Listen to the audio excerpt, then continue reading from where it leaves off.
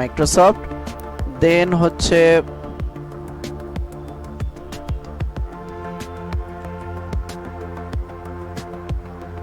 Windows, সবার নিচে থাকবে উইন্ডোজটা। আচ্ছা, এই যে উইন্ডোজও এক্সপ্যান্ড করব। এরপরে হচ্ছে উইন্ডোজে যাওয়ার পরে কারেন্ট ভার্সন, উইন্ডোজে আসলাম, উইন্ডোজে আসার পরে যে কারেন্ট ভার্সনের পরে এক্সপ্লোর, এরপরে এক্সপ্লোর যেটা ই দিয়ে, তো এক্সপ্লোরে যাব।